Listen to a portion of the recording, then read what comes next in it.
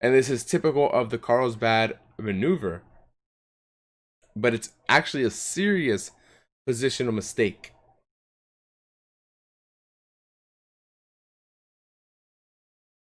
Okay, so after knight f8, what happens here is that bishop captures c8, rook captures c8, bishop captures on f6. And this is the start of a very, very deep plan. And it's very important to do this because they could have otherwise equalized with knight e4. Okay. So bishop captures f6, bishop captures f6, and now b3. Now this subtle move is the key to white's plan. After queen a5, saying, hey, maybe I'll take, and maybe this is going to be free. You know, creating some threats. You know, we always want to tickle. We give a little tickle and see what happens, see what moves. And after queen a5, now we have b4. Now this is a very, very nice tactical resource, saying if you take, hello, little fork, Forktown, USA. And after this, the queen goes back, and now queen to a4, very strong move. And now notice that this knight is almost perfectly placed because we want our knights in front of passed pawns. Where's a knight? You got it, in front of a passed pawn. All right, so good job. Good job to my man Samuel Reshevsky. And just because he lost to Fischer in that gruesome way doesn't mean he's a bad player. He was actually a prodigy of his time. He just got caught up in that one game. Reshevsky's actually one of my favorite players to study. His chess is so thoughtful, I guess is what I want to say. It's intuitive. That's the word I'll use. All right, and so after a6, then we played b5, and now rook e6. Okay, that's no problem. We'll get a rook to the open file, and after rook there, rook b8, rook b2, saying, hey, look, I'm just gonna do what I gotta do.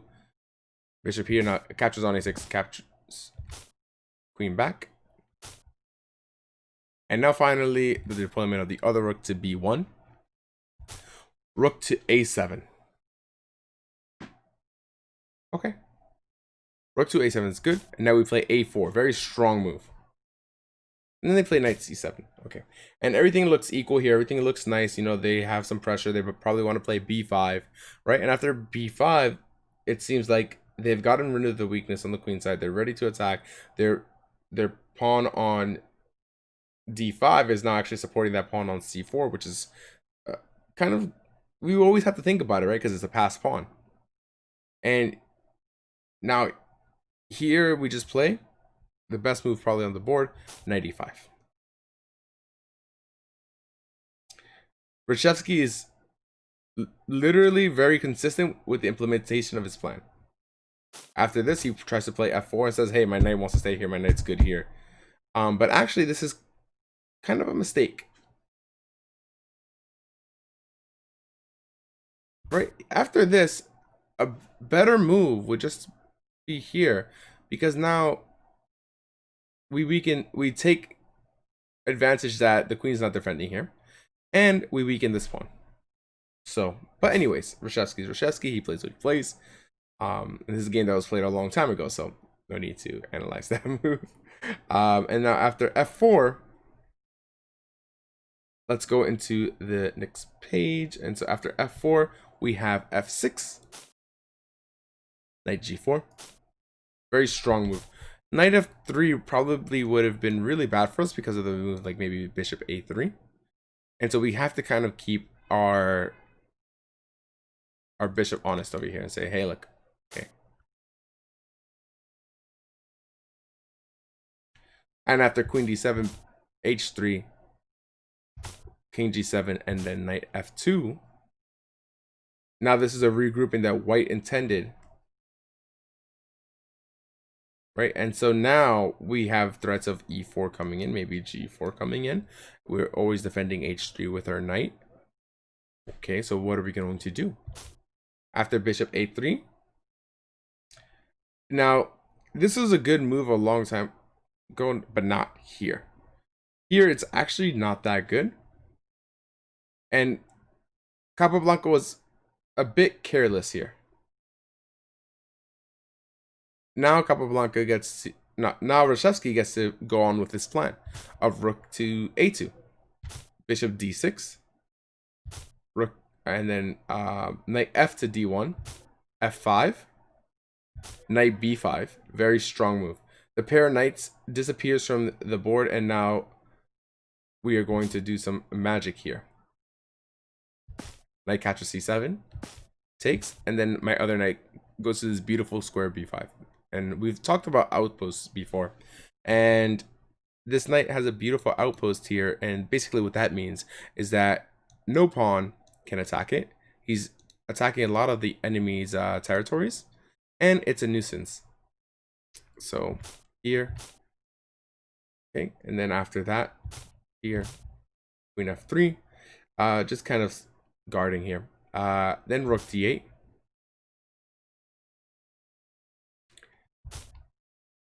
Rook b2.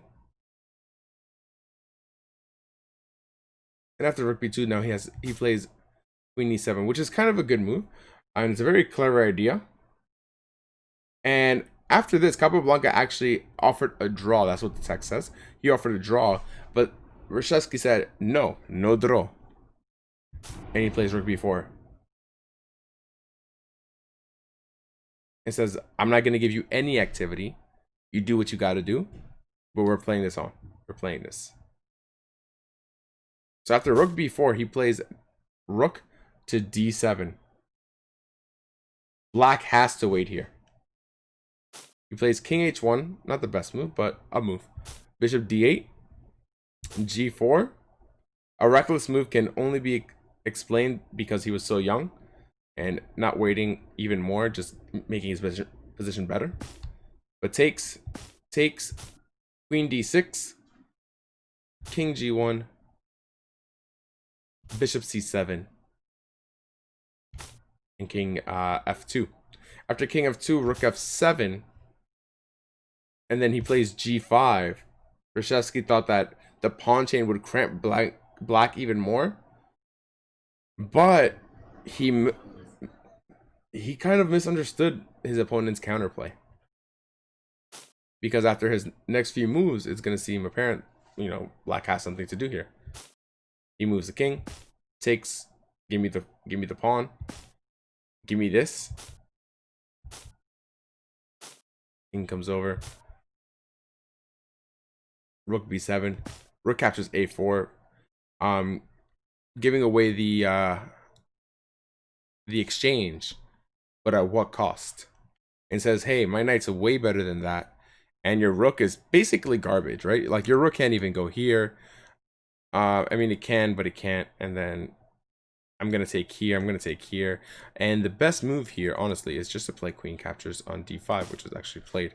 And then after that, he's like, wait, you didn't take the exchange? Please, can you please take it? Like, I'm suffering here. Rook a5. And then very simple, queen captures c4, just taking everything. Right? Oh, you wanted to give me the exchange? No, I'll take my 2 points another way. Right? So rook to the other side. King d3.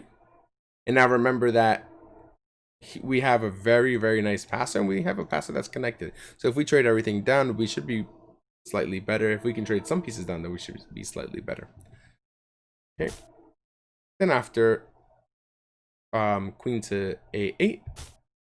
Queen to e6.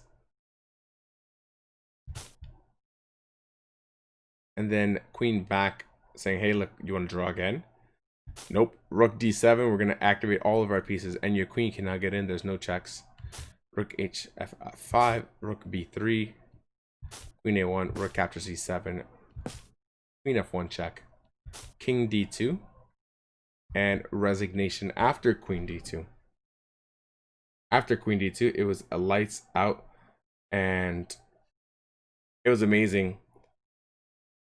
And he was pretty young for this time and age of chess. He was 23 and competing against the world's best. And even though there were a few mistakes here and there, it just goes to show you how much thought that has to be put into the game. And that's why I shared it with you guys today. I thought that this game would be a beautiful game to go over, and hopefully we can start thinking a little bit broader about our chess and widening our horizons and trying to get better at chess. That's all for today. Thank you guys so much. I'll see you in the next video.